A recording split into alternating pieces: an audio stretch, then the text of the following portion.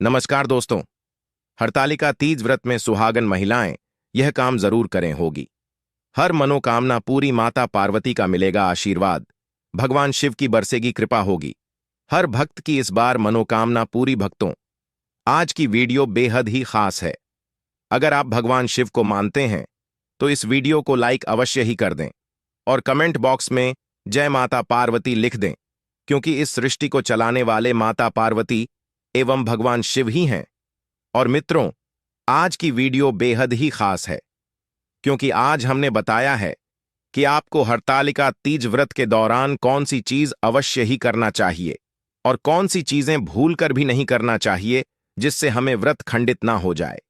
यह वीडियो बेहद ही खास है, इसलिए इस वीडियो को पूरा जरूर देख लेना, क्योंकि अगर आप इस वीडियो को पूरा देख लोगे तो आपको समझ में आ जाएगा कि हरतालिका तीज व्रत के दिन आपको कौन सी गलती भूलकर भी नहीं करनी चाहिए, क्योंकि इससे महादेव भी क्रोधित हो जाते हैं और हमें पूजा का कोई फल नहीं मिलता।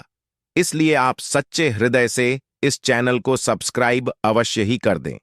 और चलिए हम बारी बारी से आपको बताते हैं। हरतालिका तीज 2024 में 6 सितंबर के दिन मनाई जाएगी। भक्तों, हरितालिका तीज से संबंधित सभी समस्याओं का समाधान हो जाएगा। भक्तों, अभी तक आप लोगों ने परंपरागत या इधर उधर से सुनकर यह व्रत किया होगा, लेकिन हम इस वीडियो के माध्यम से शास्त्रों की नई नई बातें भी बताएंगे, जिससे आपको सब कुछ स्पष्ट स्पष्ट हो जाएगा। और जो पहली बार हरतालिका तीज का व्रत करना चाहते हैं, उसके लिए यह वीडियो बड़े ही सहायक सिद्ध होगी। भक्तों, एक बात और बता दूं कि इस दिन भगवान की जयंती है, यानी 6 सितंबर को भगवान वराह की जयंती है। और दोस्तों, वराह अवतार भगवान विष्णु जी का है। भगवान वाराह और पृथ्वी देवी का संवाद है। भक्तों, भगवान और पृथ्वी देवी के संवाद को हरतालिका तीज पर स्त्री पुरुष जो भी सुनेगा, उसका सौभाग्य, धन संपत्ति और मनोवांछित फल की प्राप्ति होगी।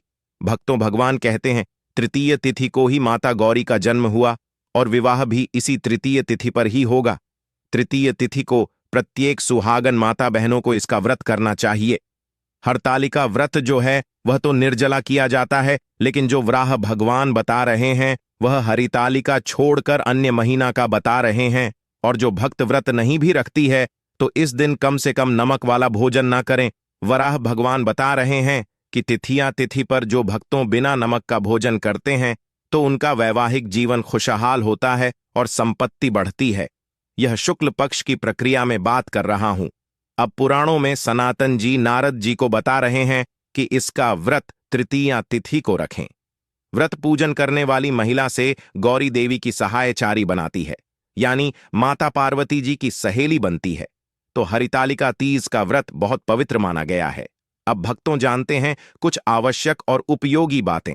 सबसे बड़ा प्रश्न यह है कि माताएं मासिक धर्म में यानी पीरियड में महिलाएं व्रत कर सकती हैं या नहीं। भक्तों, इसका उत्तर यह है कि आप बिल्कुल व्रत कर सकती हैं, यदि आपका शरीर साथ दे रहा है। लेकिन पूजन का सामान आपको बिल्कुल नहीं छूना है, ना ही आपको पूजन करना है, केवल आपके व्रत करना है। पूजन आपकी तरफ से आपके पतिदेव कर सकते हैं या घर का अन्य कोई भी सदस्य कर सकता है। इनको निर्मित इसका व्रत कुमारी कन्याएं भी करती हैं, जिनकी शादी में अड़चन आती है। हरितालिका तीज व्रत की प्रधानता है, आप लोग जरूर कीजिए जाएगा। भक्तों, परंपरा के अनुसार एक दिन पहले नहाए खाए होता है, कहीं कहीं नहीं भी होता है, यानी एक दिन पहले से व्रत की पूर्व तैयारी को नहाए खाए कहते हैं। भक्तों, इस साल 2024 में नहाए खाए 5 सितंबर को है, तो इस दिन स्नान करना है 5 तारीख को। लेकिन 5 तारीख को गुरुवार है, तो कई माताएं बाल नहीं धोती हैं। तो इसका उपाय यह है, 5 तारीख की सुबह सूर्योदय से पहले बाल धो लीजिए, क्योंकि सूर्योदय के बाद गुरुवार लगेगा, तो इसके अंदर आप लोग बोल नहीं धो सकते हैं। भक्तों, इस बात का आप लोग जरूर ध्यान रखिएगा। या जो लोग सुबह 5 बजे नहीं हो पाया है, यानी सूर्योदय से पहले आप अपना बाल धो सकते हैं, हम कहेंगे कि आप सुबह 5 बजे ही काम कर लीजिएगा। सूर्योदय से पूर्व पंचतारा को ही माताएं बहनें मेहंदी लगा लेना, पूजा के सामान सब इकट्ठे करके रख लेना। आपको इस व्रत के दिन लाल या पीला वस्त्र ही पहनना है, जो सुहाग की निशानी है, और यह दोनों कलर सौभाग्य बढ़ाते हैं। भक्तों, 5 तारीख से ही आपको लहसुन प्याज नहीं खाना है। देखिए, 5 तारीख को तो नहीं खाना है और छठे को व्रत रहेगा। फिर पारण के दिन यानी 7 तारीख को भी आपको लहसुन प्याज नहीं खाना है और पूरे घर की साफ सफाई आप 5 तारीख को ही कर लीजिएगा। भक्तों, अब आगे बढ़ते हैं। कई जगह पर परंपरा है कि व्रत वाले दिन यानी 6 तारीख की सुबह सूर्योदय से पूर्व कुछ खा लिया जाता है। उसको सजा यही कहते हैं। तो देखिए, माताएं बहनें ने, यदि आप रात को यानी सूर्योदय से पूर्व भोजन करेंगे तो कुछ रैली मत खाना, नहीं तो आपको भूख प्यास दिन भर ज्यादा लगेगा। इस बात का आप लोग ध्यान रखिएगा। आप जली पदार्थ खाई है, जैसे नारियल पानी हो गया अथवा और भी बहुत सारे फल हैं जिनसे प्यास नहीं लगती है। अब सुबह सूर्योदय से पहले स्नान कर लीजिएगा, जैसे कि व्रत है। और सबसे पहले आप लोगों को बताता हूं कि व्रत में ब्रश नहीं किया जाता है। बाजारों के पेस्ट और मंजन से केमिकल और नमक होता है, जिससे व्रत खंडित होता है। देखिए, एकादशी के व्रत में तो दातुन भी मना है, लेकिन इस व्रत में आप दातुन कर सकते हैं। इस दिन व्रत के दौरान हमें कौन से रंग के कपड़े पहनना चाहिए? तो भक्तों, इस दिन व्रत वाले दिन लाल या पीले रंग का, फिर चाहे वह साड़ी हो। कई लोग पूछेंगे कि पहले की रखी हुई साड़ी पहन सकते हैं, तो हम बताएंगे कि बहुत सारी केवल पूजा के समय पहनी हुई हो तो आप उसका उपयोग कर सकते हैं। आप इस दिन पूर्ण श्रृंगार कीजिए, जिसको 16 श्रृंगार कहते हैं। तिथि यानी 6 तारीख को सुबह के पूजन का समय रहेगा। सुबह 6 बजे से सुबह 8 बजे तक, इसी बीच में आपको पूजन करना है और सुबह में स्नान के बाद आप इसी समय में पूजन कीजिएगा। पूजन कैसे करना है? ध्यान रहे कि पूजन की शुरुआत में आप हाथ में अक्षत पुष्प और जल लेकर संकल्प कर लेना है कि मैं इस हरितालिका तीज का व्रत कर रही हूं। हे भगवान, हमें सफलता देना। सुबह पूजन के समय में आप व्रत कथा सुन लीजिएगा। हाथ में अक्षत पुष्प और कुछ दक्षिणा लेकर व्रत कथा सुनने के बाद आप हाथ में लिए हुए द्रव्य को भगवान के आगे समर्पित कर देना। अब अगला दुविधादायक प्रश्न है कि कई लोग कहते हैं कि मिट्टी का शिव परिवार बनाकर पूजन करना होता है, लेकिन शहरों में रहने वाले लोग कैसे और कहां से मिट्टी का जुगाड़ करें? तो भक्तों, अब मेरी बात पर आप लोग ध्यान दीजिएगा। इसका हल भी है।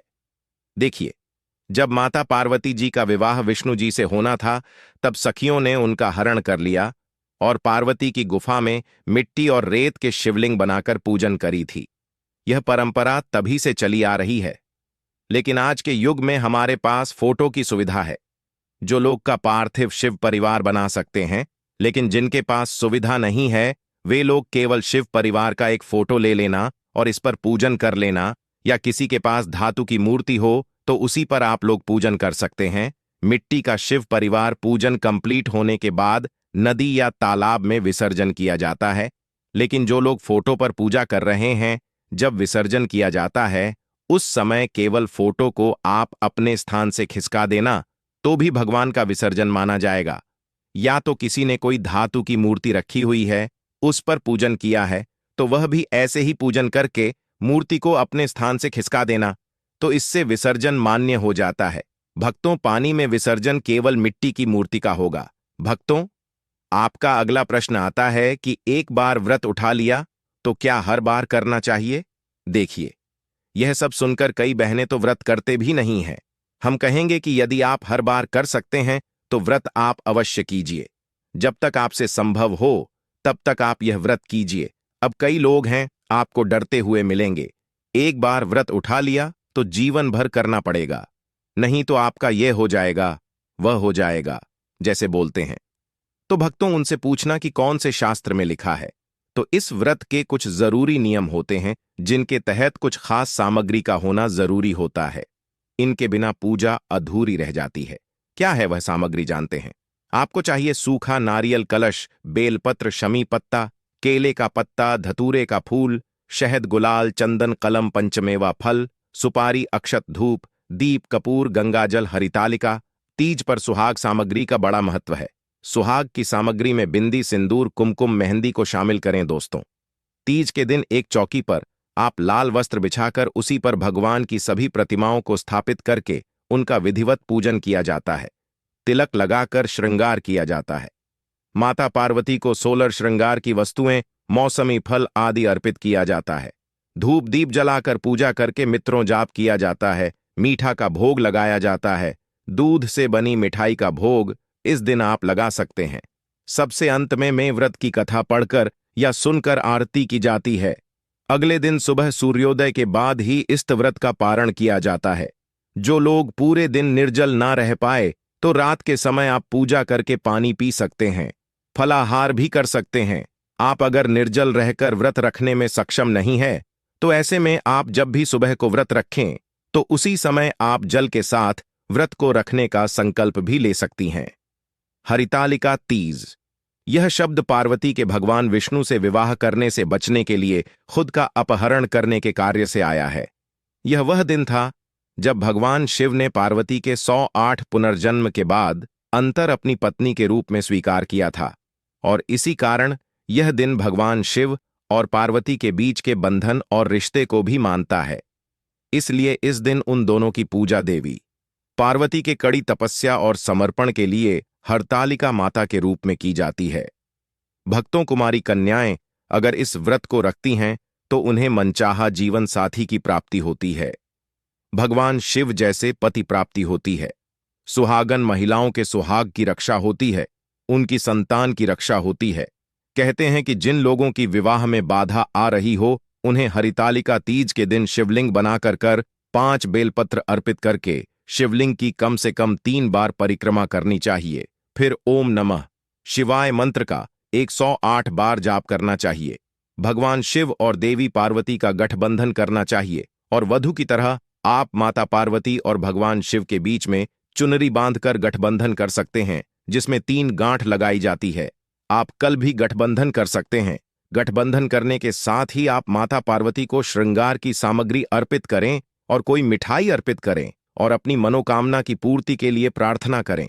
ओम नमः शिवाय मंत्र का हरितालिका तीज पर 54 बार जाप करने से जिन लोगों के विवाह में बाधा आ रही है उनका विवाह भी शीघ्र हो जाता है, वैवाहिक जीवन और सुखद होता है। हरितालिका तीज व्रत में संपूर्ण तरीके से करने के लिए कुछ जरूरी नियमों के बारे में जान लेना आवश्यक होता है। अगर आप यह पहली बार रख रही हैं तो यह बातें आपको जरूर जाननी चाहिए। लेकिन दोस्तों, पहले आपसे रिक्वेस्ट करते हैं कि वीडियो को लाइक जरूर करिएगा, और अगर आपने अभी तक चैनल को सब्सक्राइब नहीं किया है तो चैनल को सब्सक्राइब करके बेल आइकन जरूर दबाएं। दोस्तों, हरितालिका तीज का व्रत बिल्कुल करवा चौथ के व्रत की तरह ही किया जाता है। यह व्रत निराहार और निर्जल रखा जाता है। इस व्रत में सुबह के समय में सरगी खाई जाती है। अगर आप इस दिन व्रत नहीं भी रखते हैं तो भी शिव पार्वती की पूजा अवश्य करें। इस व्रत में किसी भी प्रकार से अन्य और जल ग्रहण नहीं किया जाता है।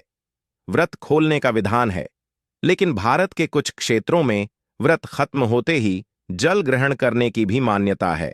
कहा जाता है कि जिस तरह का पदार्थ इस दिन ग्रहण कर लिया जाता है उस पदार्थ की प्रकृति के अनुसार का अगला जन्म उसे अनुरूप जानवरों में होता है। तो अगर आप धूम्रपान या नशीले पदार्थों का सेवन करते हैं तो व्रत के दौरान यह सब करने से बचना चाहिए।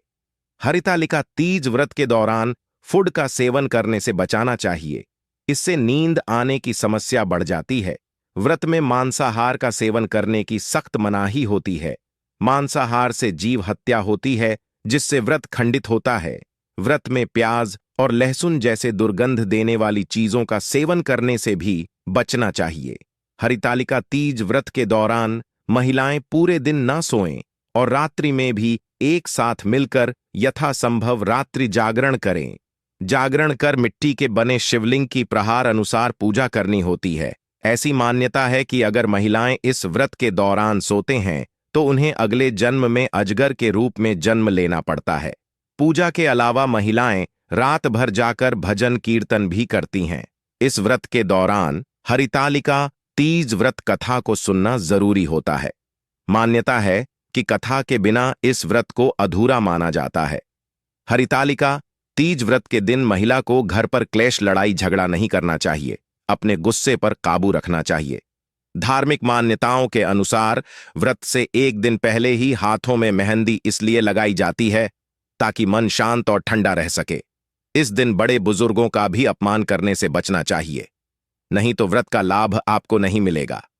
शिवजी, मां पार्वती और गणेश जी की प्रतिमा को अगले दिन सुबह विधिवत तरीके से विसर्जित करने के बाद ही व्रत का पारण किया जाता है।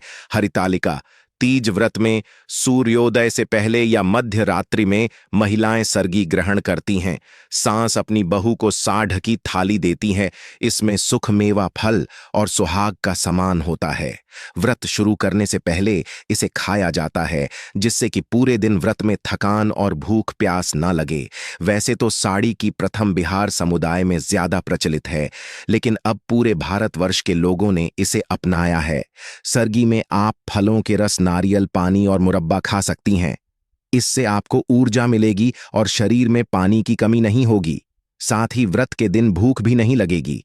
भक्तों, निर्जला व्रत शुरू करने से पहले खीर खाना अच्छा माना जाता है। इससे शरीर में पानी की कमी नहीं होती है। नारियल पानी, अनार का रस आदि भी पी सकते हैं।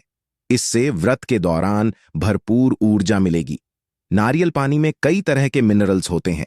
अनार के जूस में विटामिन सी और आयरन भरपूर मात्रा में होता है। इसके सेवन से प्यास नहीं लगती है।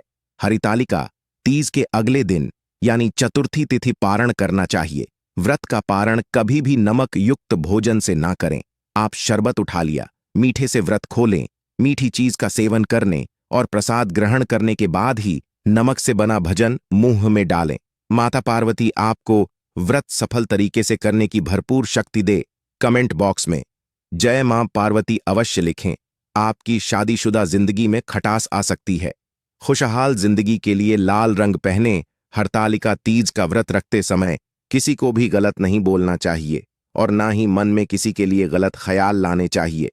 इस दिन जितना हो सके दूसरों की मदद और उनकी भलाई करनी चाहिए। इस दिन पति की लंबी उम्र के लिए व्रत रखा जाता है, तो पति से किसी भी बात पर झगड़ना नहीं चाहिए और ना ही उसको गलत बोलना चाहिए। इस तरह के व्यवहार से दोनों का रिश्ता बेवजह खराब हो सकता है। हरतालिका तीज पर शिव पार्वती की पूजा करने से पहले उनके पुत्र और प्रथम पूज्य गणपति की पूजा सबसे पहले करना चाहिए, वरना आपकी पूजा पूरी नहीं मानी जाएगी। पुत्र से पहले की गई पूजा को शिव पार्वती स्वीकार नहीं करते हैं और प्रसन्न होने की बजाय नाराज हो सकते हैं। इस तरह से आपका व्रत अधूरा रह सकता है। क्रोध नहीं करते हैं। इस दिन व्रत रखने वाली महिलाओं को क्रोध नहीं करना चाहिए। इसीलिए महिलाएं हाथों में मेहंदी लगाती हैं ताकि उनका दिमाग ठंडा रहे। भक्तों, अगर आपको यह वीडियो अच्छा लगे तो वीडियो को एक लाइक और चैनल को सब्सक्राइब जरूर करें। आपका दिन शुभ हो। धन्यवाद।